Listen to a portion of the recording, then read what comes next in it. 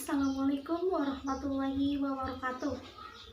Perkenalkan, nama saya Ayu Cynthia NRP 19401009, mahasiswi Prodi Manajemen Fakultas Ekonomi Bisnis Universitas Pasundan Bandung. Pada kesempatan ini, saya akan mempresentasikan intisari dari kuliah praktik kerja atau KPK yang dilaksanakan di unit BRI Muara Kantor Cabang Pamanukan, dimulai pada tanggal 10 Maret 2022 sampai dengan tanggal 13 April 2022. Dalam pelaksanaan pelaporan hasil kuliah praktik kerja ini dilakukan di bawah bimbingan Dr. Haji Heru Setiawan, SEMM. Latar belakang. Yang pertama, Undang-Undang Nomor 7 Tahun 1992 Pasal 1 Ayat 1 tentang bank. Yang mana bank di sini adalah badan usaha yang menghimpun dana dari masyarakat dalam bentuk simpanan dan menyalurkannya kepada masyarakat dalam rangka meningkatkan taraf hidup rakyat banyak. Selanjutnya ada organisasi. Organisasi sendiri adalah suatu perkumpulan atau wadah bagi sekelompok orang yang bekerja sama dengan terstruktur untuk mencapai tujuan tertentu, memanfaatkan sumber daya yang ada di dalamnya. Selanjutnya di sini ada rumusan masalah. Berdasarkan permasalahan yang telah diuraikan, maka dapat diidentifikasi beberapa masalah yang akan dibahas. Yang pertama, program. Bagaimana program kesejahteraan karyawan di unit BRI Muara Kantor Cabang Pamanukan? Yang kedua, tujuan. Apa tujuan pemberian kesejahteraan karyawan di unit BRI Muara Kantor Cabang Pamanukan? Yang ketiga, hambatan. Apa hambatan pemberian kesejahteraan karyawan di unit BRI Muara Kantor Cabang Pamanukan? Selanjutnya, metode praktik kerja. Metode pelaksanaan kuliah praktik kerja yang digunakan adalah metode block release, di mana penulis melaksanakan kuliah praktik kerja dilakukan dalam satu periode tertentu. Kegiatan ini dilakukan di unit BRI Muara Kantor Cabang Pamanukan, Jalan Sukamulya, Muara, Kecamatan Bulanakan, Kabupaten Subang. Gambaran umum perusahaan. Sejarah singkat unit BRI Muara Kantor Cabang Pamanukan. PT Bank Rakyat Indonesia Cabang Pamanukan adalah badan usaha milik negara yang bergerak dalam bidang pelayanan jasa perbankan. Didirikan atas dasar surat keputusan Menteri Keuangan Republik Indonesia nomor 422/13-13/1990, tanggal 28 November 1990. Kantor cabang ini didirikan sebagai unit perusahaan teknik PT Bank Rakyat Indonesia yang berada di bawah binaan kantor wilayah Bandung. PT Bank Rakyat Indonesia Cabang Pamanukan yang berkedudukan di Jalan Ion Marta Sasmita nomor 52 Pamanukan, Kabupaten Subang ini merupakan pengembangan dari PT Bank Rakyat Indonesia Cabang Subang. Visi dan misi unit BRI Muara Kantor Cabang Pamanukan. PT Bank Rakyat Indonesia adalah menjadi bank komersial terkemuka yang selalu mengutamakan kepuasan. Adalah untuk mewujudkan visi tersebut, BRI menetapkan 3 misi yang harus dilaksanakan. Yang pertama, melakukan kegiatan yang terbaik dengan memprioritaskan pelayanan kepada UMKM untuk menunjang perekonomian masyarakat. Yang kedua, memberikan pelayanan prima kepada nasabah melalui jaringan kerja yang tersebar luas dan didukung SDM yang profesional dengan melakukan praktek tata kelola perusahaan yang baik. Yang ketiga, memberikan keuntungan dan manfaat seoptimal mungkin kepada berbagai pihak yang berkepentingan. Dalam pelaksanaan kegiatan KPK ini, saya mengambil bidang kajian tinjauan program kesejahteraan karyawan di unit BRI Muara Kantor Cabang Pamanukan, yang membahas mengenai program, tujuan, dan hambatan di unit BRI Muara Kantor Cabang Pamanukan. Hasil KPK, bidang kajian dalam kegiatan kuliah praktek kerja ini memfokuskan pada manajemen sumber daya manusia, yang mana penulis menyusun dan menyiapkan rencana kegiatan BRIMEN. BRIMEN merupakan sistem digital yang dibentuk oleh BRI Pusat guna mempermudah dan memperbarui sistem pengelolaan dokumen nasabah seperti informasi data pinjaman, digitalisasi dokumen, manajemen penyimpanan, scanning dokumen nasabah, membuat register operasional, dan input data nasabah ke Excel. Selain itu juga, dalam rangka meningkatkan kualitas sumber daya manusia, program kesejahteraan karyawan di unit BRI Muara Kantor Cabang Pamanukan berusaha untuk meningkatkan kesejahteraan karyawan dalam bekerja. Program kesejahteraan karyawan sebagai wujud pelaksanaan kesejahteraan karyawan, pemerintah melalui Undang-Undang Nomor 40 Tahun 2004 mengenai Sistem Jaminan Sosial mendirikan Badan Penyelenggaraan Jaminan Sosial Ketenagakerjaan sebagai lembaga yang mengatur segala jaminan tenaga kerja bagi seluruh rakyat Indonesia. Tujuannya dari diterbitkan undang-undang tersebut adalah sebagai payung hukum penyelenggaraan jaminan sosial di Indonesia dan mempercepat cakupan kepesertaan dan meningkatkan kualitas dari jaminan sosial sesuai amanat konstitusi. Selanjutnya di sini ada penerapan kesejahteraan karyawan di unit BRI Muara Kantor Cabang Pamanukan. Yang pertama, program kesejahteraan ekonomis karyawan. Program ini dirancang dan diselenggarakan untuk melindungi keamanan ekonomi para karyawan. Bentuk-bentuk program ini antara lain: A. Pensiun. Pemberian pensiun berarti bahwa perusahaan memberikan sejumlah uang tertentu berkala kepada karyawan yang telah berhenti bekerja setelah mereka bekerja dalam waktu yang lama atau setelah mencapai batas usia tertentu. B. Asuransi. Program ini bisa terbentuk asuransi jiwa, asuransi kesehatan, atau asuransi kecelakaan. Di sini, perusahaan bisa melakukan kerjasama dengan perusahaan asuransi untuk menanggung asuransi karyawannya. C. Pemberian kredit. Pemberian kredit yang dibutuhkan karyawan bisa diorganisir oleh manajemen, bisa pula oleh karyawan itu sendiri dengan mendirikan perkumpulan atau koperasi simpan pinjam. Yang kedua, program rekreasi. Program rekreasi di unit BRI Muara Kantor Cabang Pamanukan antara lain: A. Kegiatan olahraga bisa dimaksudkan untuk sekedar memelihara kesehatan atau bisa juga untuk mengejar prestasi. B. Kegiatan sosial. Kegiatan sosial dapat dilakukan misalnya dengan drama wisata bersama-sama atau membentuk kelompok-kelompok khusus seperti drama, musik, dan sebagainya. Yang ketiga, pemberian fasilitas. Bentuk-bentuk kegiatan di unit BRI Muara Kantor Cabang Pamanukan antara lain: A. Penyediaan kafetaria. Dimaksudkan untuk mempermudah para karyawan yang ingin makan atau tidak sempat pulang.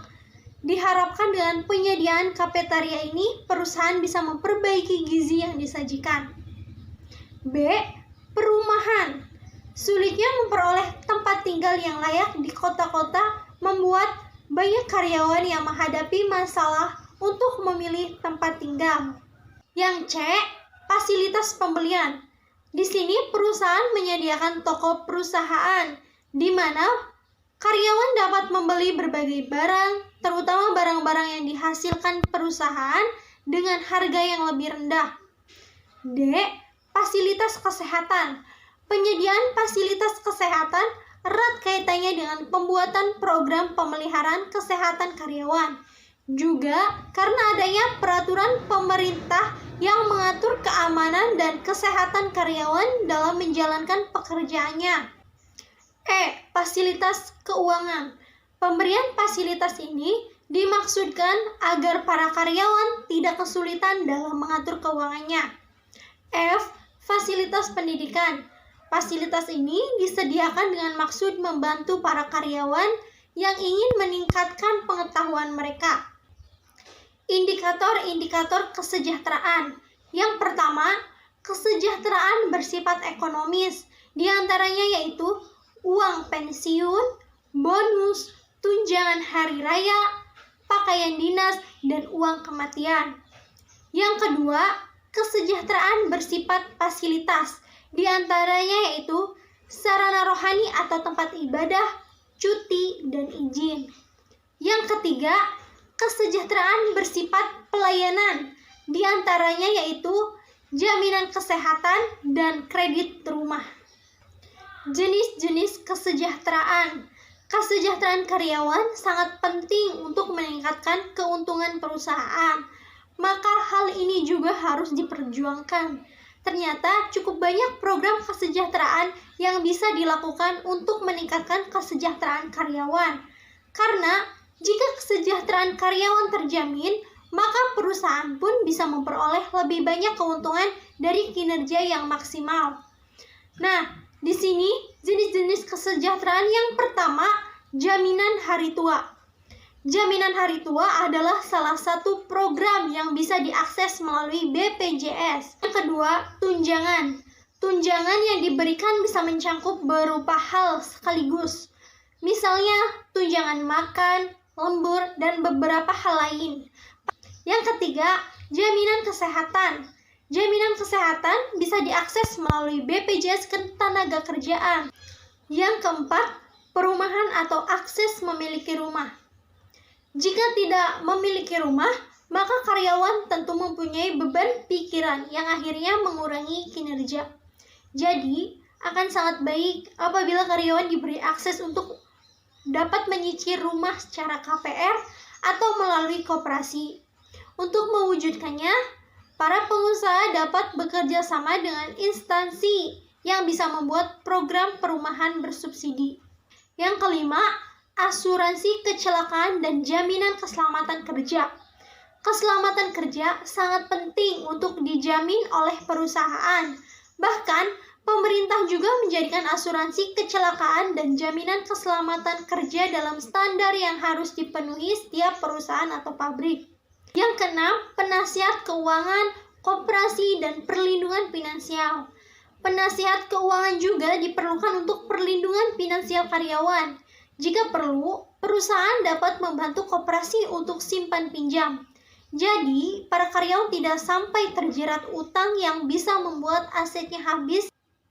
Yang ketujuh, cuti, olahraga, atau hiburan lainnya.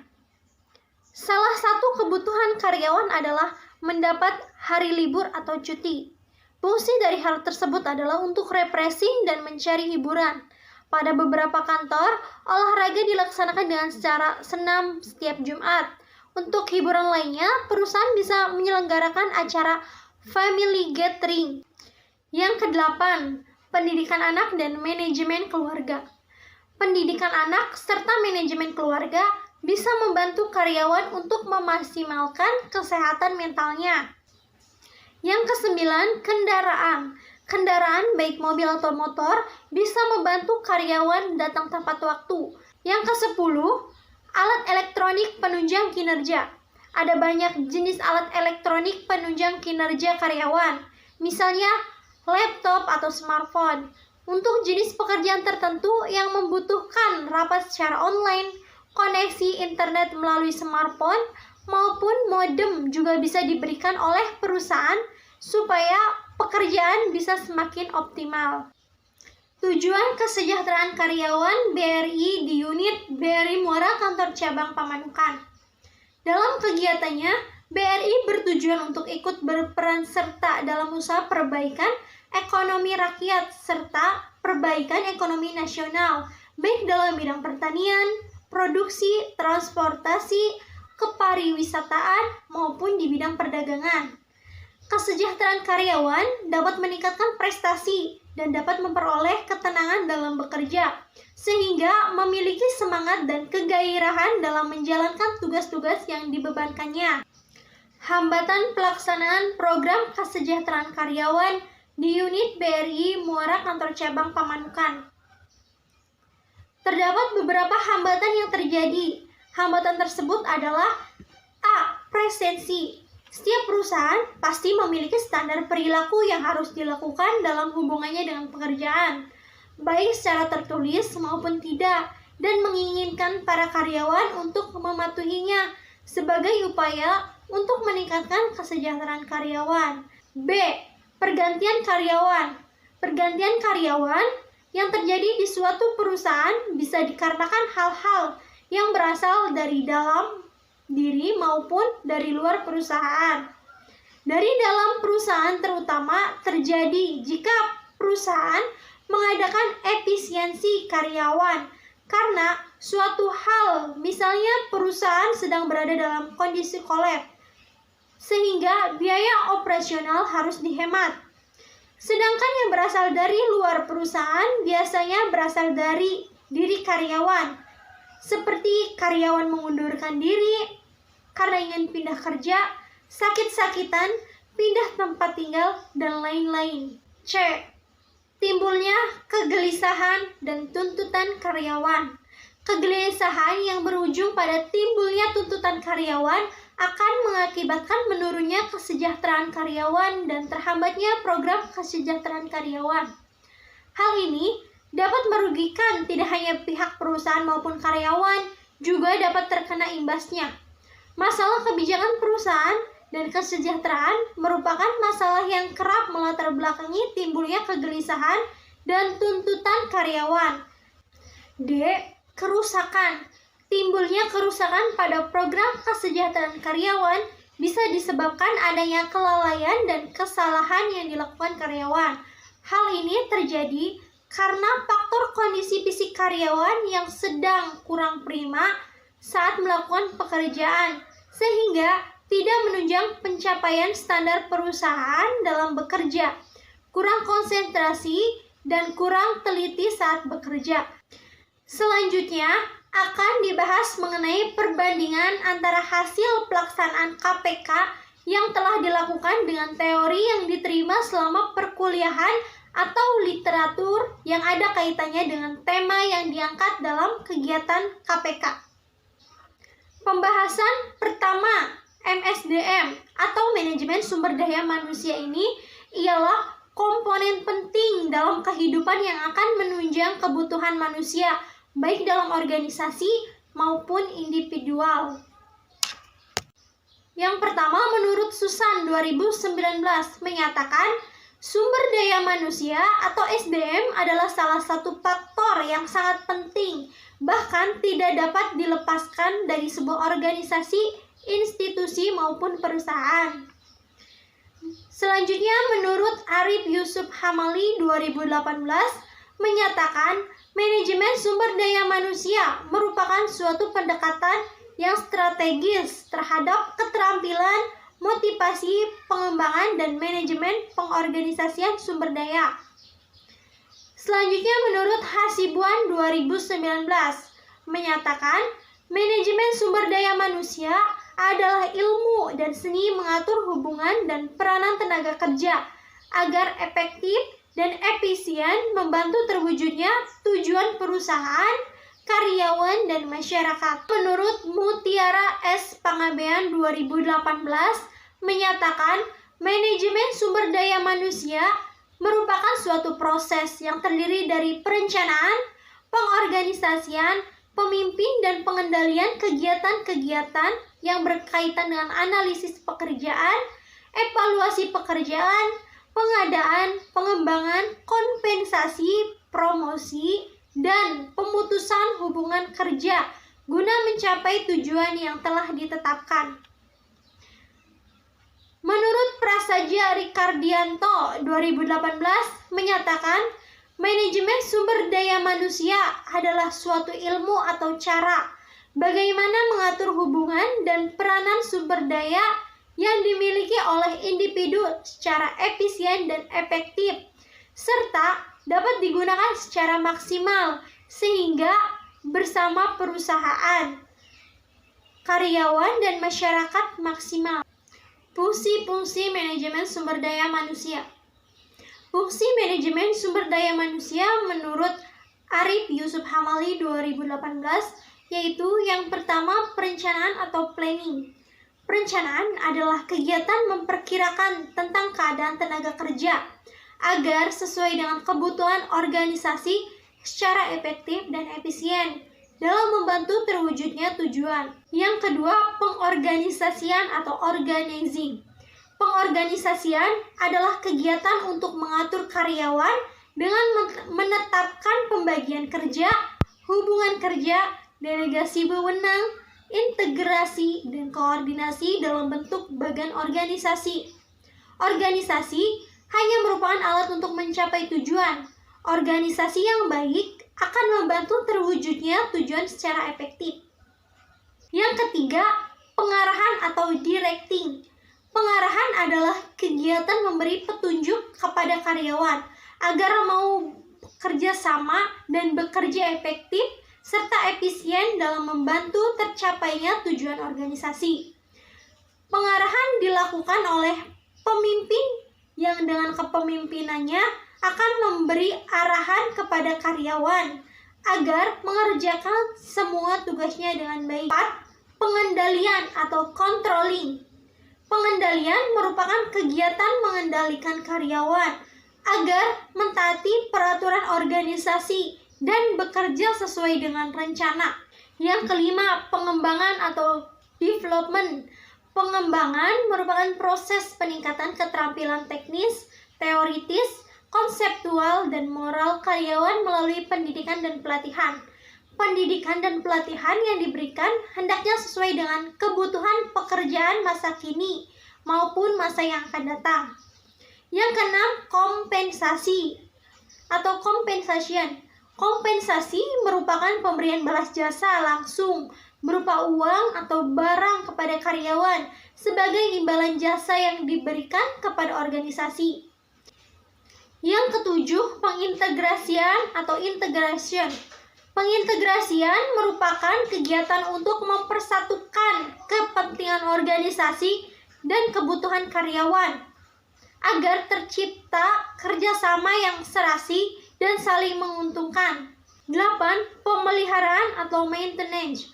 Pemeliharaan merupakan kegiatan pemeliharaan atau meningkatkan kondisi fisik, mental, dan loyalitas mereka agar mereka tetap mau bekerja sama sampai pensiun. Yang kesembilan, kedisiplinan atau disiplin. Kedisiplinan merupakan salah satu fungsi manajemen sumber daya manusia yang penting dan merupakan kunci terwujudnya tujuan organisasi. Karena tanpa adanya kedisiplinan, maka sulit terwujudnya tujuan yang maksimal. Yang ke-10, pemberhentian atau separation. Pemberhentian merupakan putusnya hubungan kerja seorang karyawan dari suatu organisasi.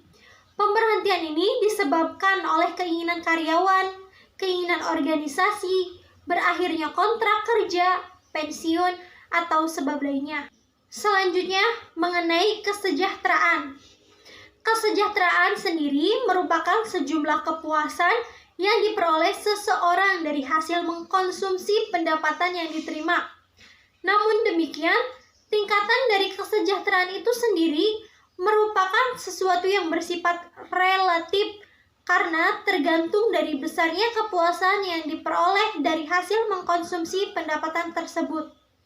Menurut Subarjono 2017, kesejahteraan karyawan dalam suatu perusahaan atau organisasi merupakan hal yang sangat penting dalam mencapai tujuan.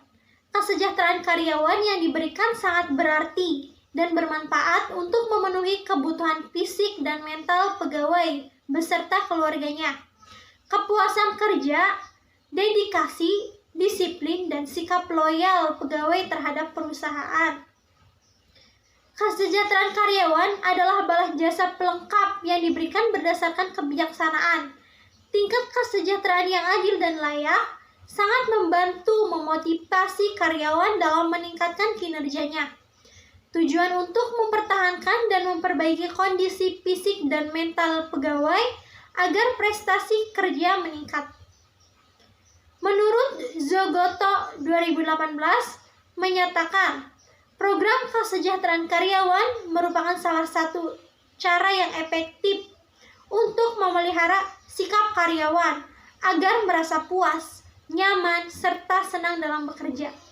Tujuan kesejahteraan menurut DRSH Malayu SP Hasibuan 2018, tujuan adanya program kesejahteraan karyawan adalah untuk mempertahankan dan memperbaiki kondisi fisik dan mental karyawan agar produktivitas kerjanya meningkat. Hambatan kesejahteraan karyawan. Program kesejahteraan karyawan sangat diperlukan, terutama saat ini program serupa sedang menjadi sorotan berbagai perusahaan besar. Salah satu faktor yang dimiliki dampak besar terhadap perusahaan adalah karyawan. Ada beberapa kendala yang perlu dipertimbangkan. Yang pertama, takut program tidak berguna.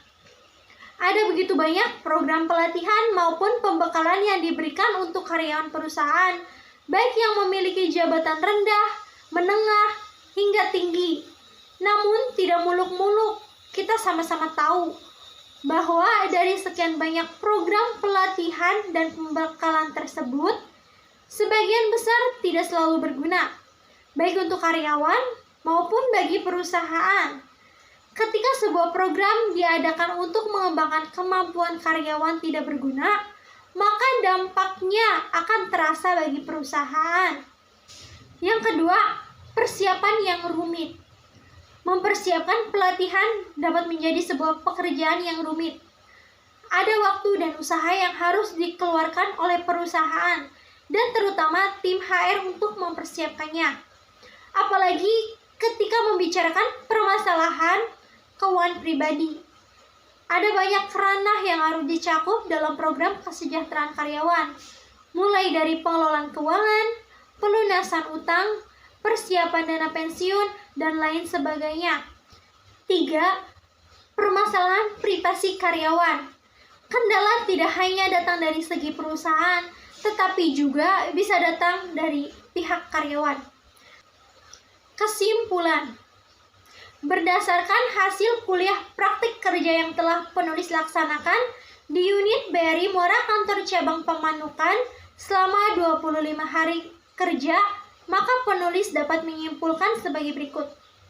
Yang pertama, program kesejahteraan karyawan terdapat dari berbagai macam, mulai dari yang mendasar seperti asuransi kesehatan, asuransi jiwa, dan kecelakaan kerja, perencanaan pensiun, sampai yang lebih besar seperti fasilitas penitipan anak, cuti berbayar yang panjang, dan fasilitas kebugaran.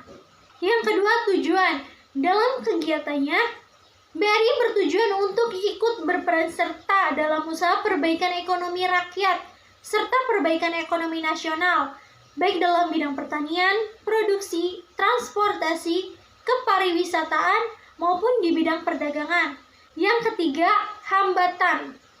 Hambatan program kesejahteraan karyawan yang dihadapi unit BRI Muara Kantor Cabang Pemanukan salah satunya adalah turnover, seperti karyawan mengundurkan diri karena ingin pindah kerja, sakit-sakitan, pindah tempat tinggal, dan lain-lain. Yang terakhir, saran. Berdasarkan kuliah praktek kerja yang sudah dilakukan, penulis memberikan beberapa saran yang mungkin dapat dijadikan masukan dan bermanfaat bagi unit BRI Muara Kantor Cabang Pemanukan, yaitu yang pertama, unit BRI Muara Kantor Cabang Pemanukan hendaknya mempertahankan kesejahteraan karyawan yang sudah cukup baik dan tetap berusaha untuk meningkatkan kinerja para karyawannya. Hal ini perlu agar karyawan dapat bekerja dengan semangat sehingga kinerja perusahaan dapat meningkat. Yang kedua, unit BRI Muara Kantor Cabang Pemanukan diharapkan dapat meningkatkan program kesejahteraan karyawan dengan semangat. Yang ketiga, hendaknya perusahaan tetap mempertahankan pelaksanaan program kesejahteraan bagi para karyawannya sehingga karyawan mempunyai semangat kerja yang tinggi sehingga dapat meningkatkan prestasi kerja.